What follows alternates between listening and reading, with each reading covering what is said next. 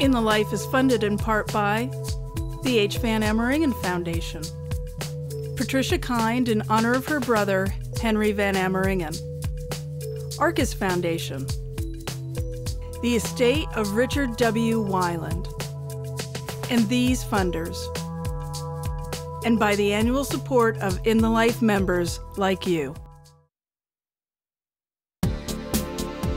South Beach, Fort Lauderdale, and Key West are leading gay tourist destinations. In South Florida, if you're gay, it doesn't really matter. Yet on a legislative level, Florida remains one of the most homophobic states in the U.S. The adoption application in the state of Florida actually asks, are you homosexual? Tonight on In the Life, Florida's past and present struggles to overcome discrimination. A look at the Gill family's challenge to Florida's homosexual ban on adoption. And Liza with a Z speaks to the lady in question, Charles Busch. I've been labeled as a gay icon. Well, no, Sherlock.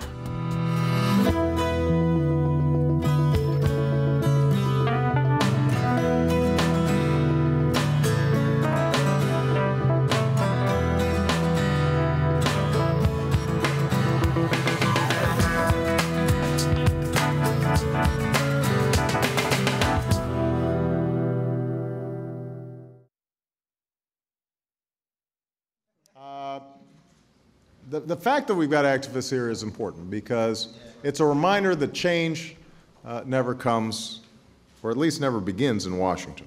I was invited to the White House to be part of the Pride reception, and just days earlier I had shared a panel with Martin Gill. I have a picture of his children that was taken at the White House. When I got the invitation, I said, I'm going to do everything I can to put that picture in the president's hands. Can I give you this? These two young boys came to the White House for the Easter egg roll. Florida's adoption law may take them away from the only parents they've known. I really appreciate you. I appreciate that. I was able to put that picture and a note in the president's hand and tell him that we need his voice to stop this family from being torn apart. Florida stands alone as the only state that requires that you take a heterosexuality oath in order to be able to adopt.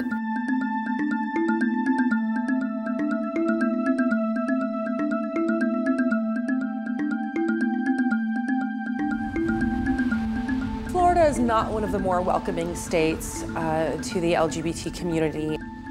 Not only can you not get married in the state of Florida, not only can you not have a civil union or a domestic partnership in the state of Florida, the adoption application actually asks, are you homosexual, yes or no?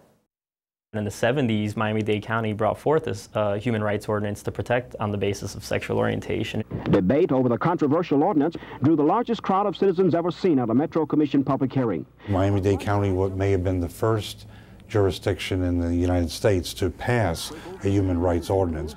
The commission voted 5-3 in favor of the ordinance. Opponents shouted. Then, of course, everybody knows the story.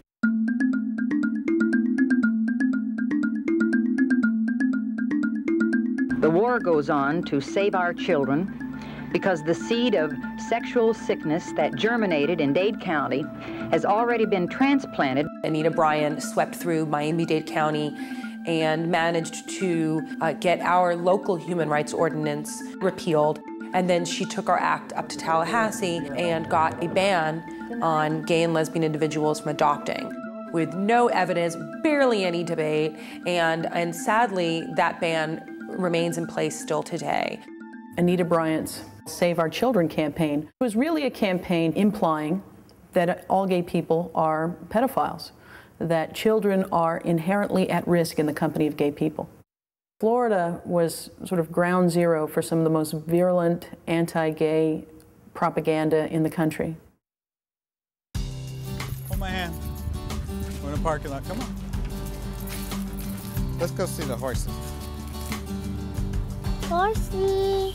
Horsey. In December of 2004, we got a call from the Department of Children and Families, and they wanted to place 2 more young brothers with us. I can tell you the story of Martin Gill and his case on many different levels. There's a legalistic level, there's a public policy level. But here was a guy and his partner, and the state knocks on their door and says to him, "You've been such a good foster parent. We have these two terribly neglected brothers. Could you just take them for a little while?" She said, 1 month. That's all I need.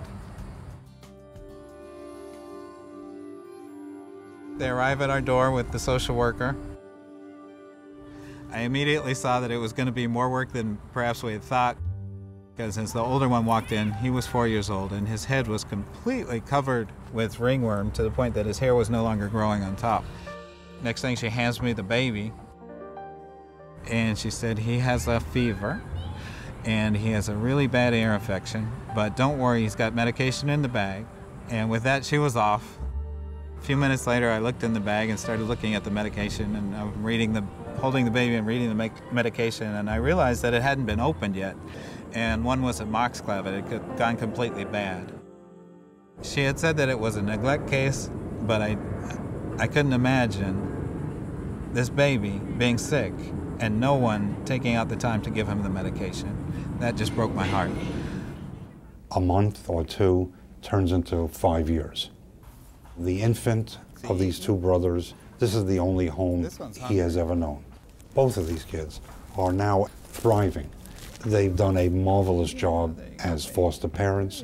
So after 5 years, the state arrives in their home and says, "You've done an excellent job, but of course, you know, we have to remove these kids from your home and break up your family because you're gay." At that point, my heart was breaking. My partner, who's African American, his reaction straight to the caseworker's face, he said, "Oh, hell no, this is not going to happen." We're plaintiffs in an ACLU lawsuit against the state of Florida to get rid of the ban on adoption by gay parents. The Martin Gill case is the only case in which we had a full trial on the evidence. And we brought the leading experts from around the world to a courtroom here in Miami, as did the state. Turns out that the state's leading expert was Riekers. George Riekers is a self-proclaimed expert, and I say self-proclaimed because no one else recognizes him as an expert on the issue of gay people being dangerous to children. The crucial thing to understand about Riekers is that he's been responsible for the research that claims that gay people can't make good parents. That's why I was happy to find him with the rent boy. You know, I did not believe the scoop when we first got it. Penn was at his computer, and he said something like, "Oh, this is interesting." My source was a friend of the rent boy, and he had discovered an email between Riekers and him. And we checked, and we saw that George Riekers and the rent boy were friends on Facebook, and that seemed strange. My source was able to get me their flight information, and so my boyfriend had the great idea of going to the airport, meeting them there, and taking a paparazzi shot. And that's how that picture that went around the world was born. There were nude massages in Europe. There was something short of sex. There was sort of this puritanical massage where Riekers would get aroused but wouldn't get off. George Riekers has become quite toxic. The good news is that people are taking a closer look at these junk scientists that get brought in to try and prop up these long discredited homophobic ideas. What's also striking is that he testified in Arkansas in 2004. His testimony's thrown out. That doesn't deter our Attorney General, Bill McCollum, from hiring him in 2008 to do exactly the same thing for $120,000. A bunch of taxpayer money was wasted on it, and it kind of revealed that our political class here in Florida is homophobic and tied in with this pseudo-academic world where gay people are considered deviants. Well, politically, Florida is a very complex state. The panhandle of our state looks very much like the Bible Belt. South Florida, in many senses, it could look something like the Northeast.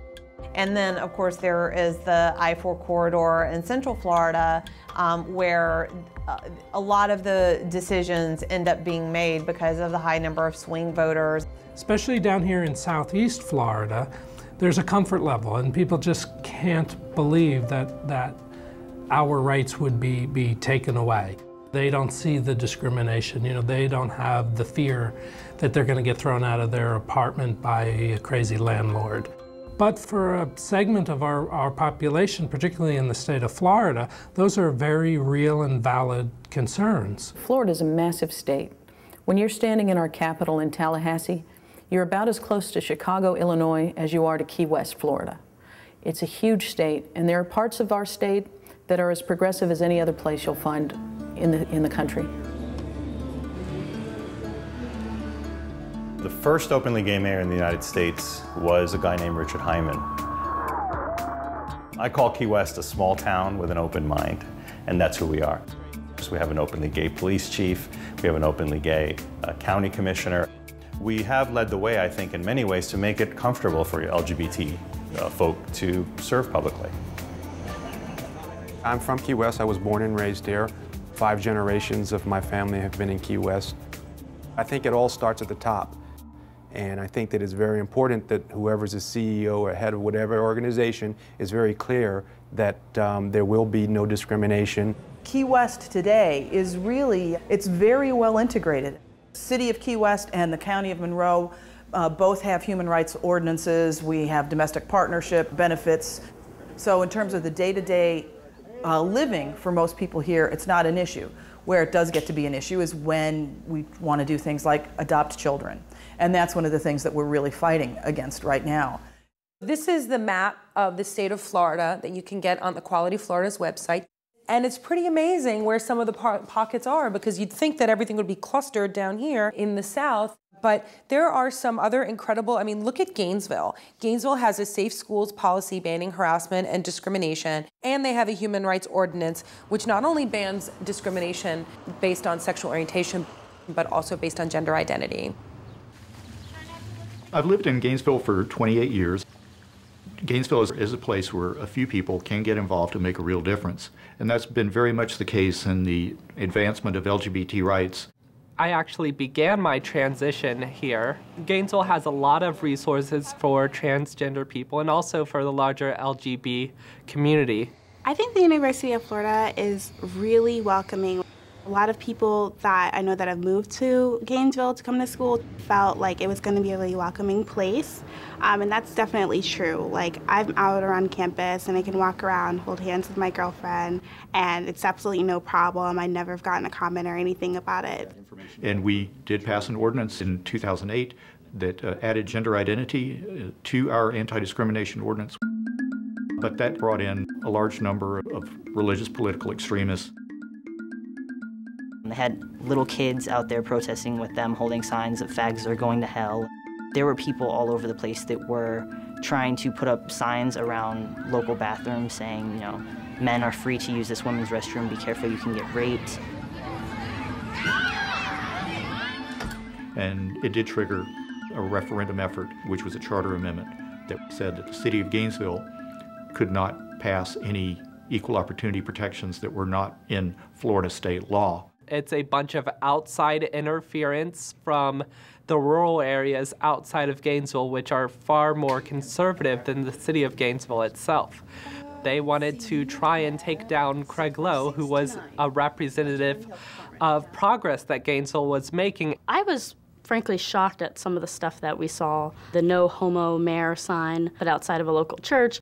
The local pastor of the church that posted the sign released a YouTube video. Gay, fag, whatever you want to call him, I don't care. Bottom line is we cannot afford a homo mayor. I was shocked. You'd like to think that in 2010 we're sort of past that type of scapegoating.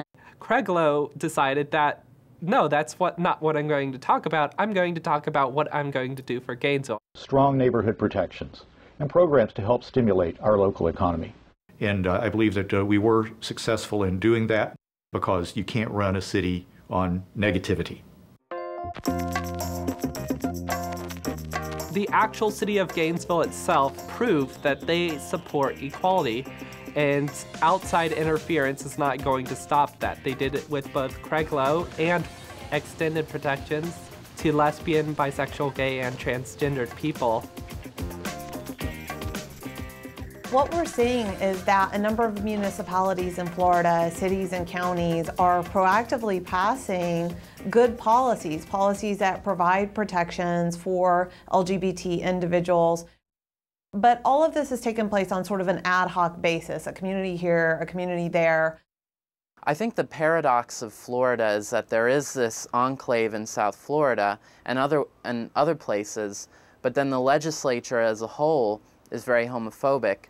Part of it is redistricting.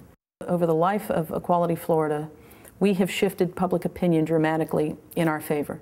As a matter of fact, Floridians are with us on repealing the adoption ban, but it's not translating in Tallahassee because districts are drawn in a way that protect incumbents, and right now that means protecting conservative Republicans. In fact, I had the experience of walking into a legislator's office. The moment I said, "I'm here to talk to you about the adoption ban," he said, "You don't have to convince me that this is a terrible, terrible law." He said, "My daughter's best friend is raised by two moms. They're our neighbors, they're great parents, and this law is terrible. But you have to understand, my district is one of the most conservative districts in this state. And to come out publicly against this ban, I wouldn't survive my primary. If you get it to the floor," he said, "I'll vote against it." As a parent, you really have to look out for your own kids first. We were awarded the adoption in November of 2008. Unfortunately, the state chose to appeal that decision, but it gives me a certain amount of pride in knowing that this case will probably do away with the ban. We're about halfway through now. We've got a long way to go. I really feel strongly that that we're going to win the decision if we do prevail. The issue is, are we going to be prepared enough and resourced enough to be able to withstand the ferocious response to our victory? We saw what happened in California. We saw it happen in other states. The issue is preserving the legal victory that I know in my heart that we're going to win. The lawsuit that has the potential to end Florida's adoption ban may also spark a ballot campaign to put that ban right back into our Constitution. 2010 is going to be one of the most important elections in Florida's history. Every single statewide office is changing hands. Everything is up for grabs. The ability in the midterms for our community and fair-minded Floridians to have an incredible impact has never been higher.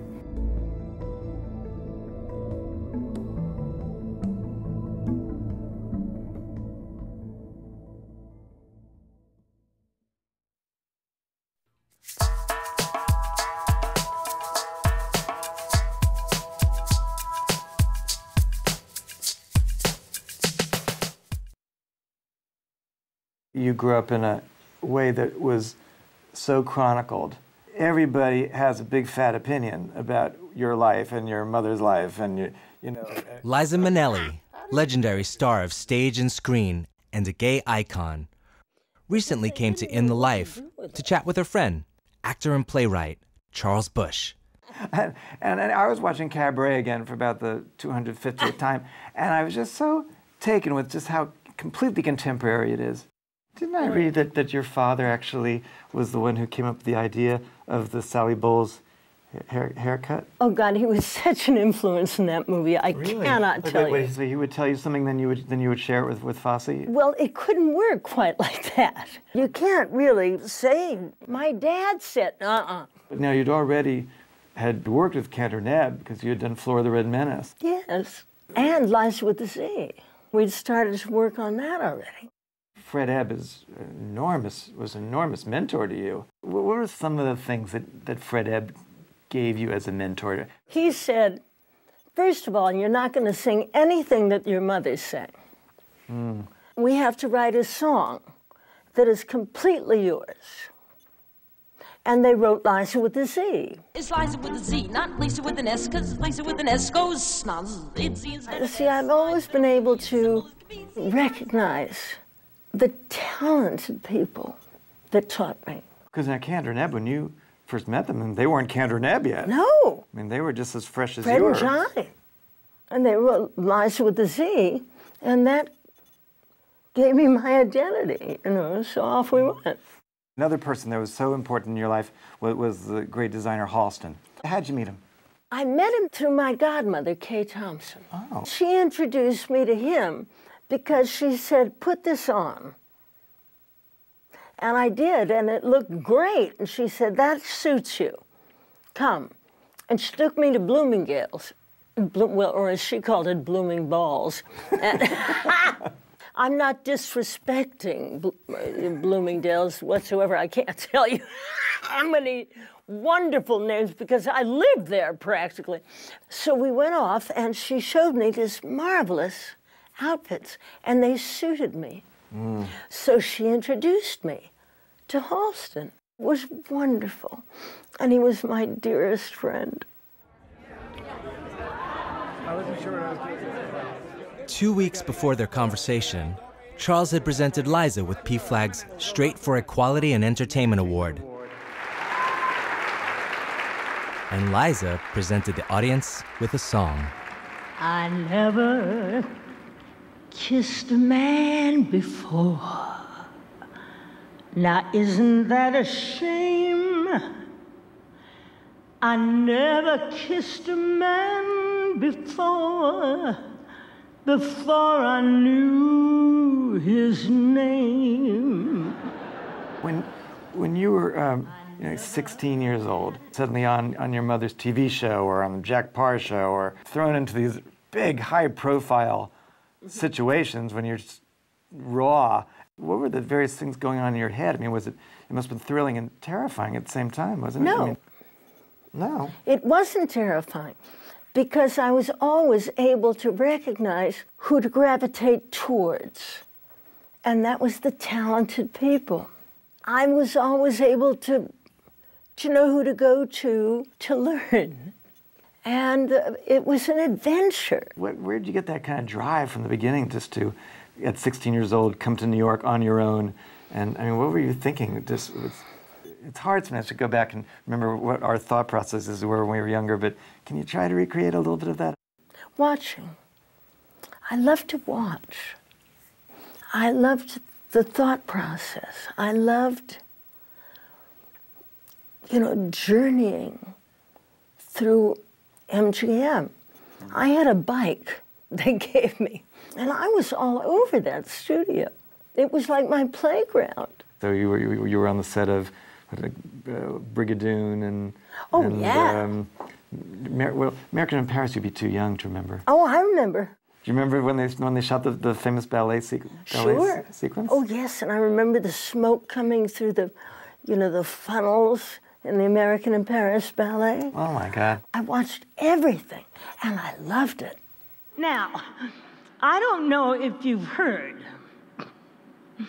but I've been labeled as a gay icon. Well, no Sherlock. I have this image that if showbiz was a huge banquet, there's a special table where a very select group of extraordinary women are seated, and you're at that table, and I guess we would say these are the gay icons. I mean, it's you and your mother and Bette Midler and Barbara Streisand. I guess Cher kind of is maybe sitting over here, maybe. but there, this is like a table of extraordinary women. Did it take a while to sort of understand that or accept the idea that you have this big gay following? Why? In the 60s, your career spans a lot. Mm-hmm. In the 60s, I'll say. In the 60s, gay people weren't even out. So I think even the women who, in a certain sense, the women they loved weren't out. I've always thought of the audience as my audience. When those people walk into the theater, we're together for 2 hours. Yeah. So I don't think I think of of anybody as anything. You know, you were one of the first celebrities to really throw yourself into sort of AIDS activism, but you lost some key people in your life to AIDS. And yes. Was that what spurred you on? No, I don't think it was a group of people. I think it was just the people I loved. I thought of individuals as opposed to a certain kind of person, or what they did behind closed doors. They're my friends. You know, and their privacy was in a funny kind of way their privacy. Mm-hmm. And I grew up to respect privacy. We were taught that. I think that often gay people can identify with the outcast, and they survive, and they get through it all, and they make it. Look how we've made it, all of us. I know from survival, believe me. I just had my knee replaced, and just standing here is surviving.